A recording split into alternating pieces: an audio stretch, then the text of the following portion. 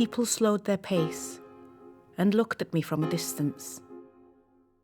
Some asked, "What are you doing?" I would say, "I collect fears and desires.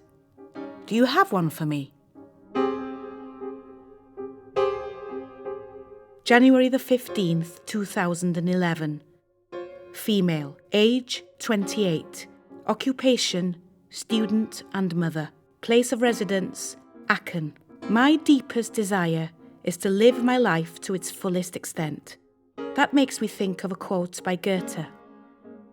There are two things children should get from their parents: roots and wings.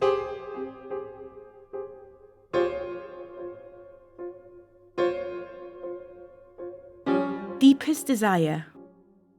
My father. He's in prison, 5 months now, 3 years to go. He's in Denmark. I write letters to him that I am doing well at school, passing my exams. I want to become an interior designer. I want to be happy with a family and a house and love. Greatest fear, that I will not see my father for a very long time, 3 years at least.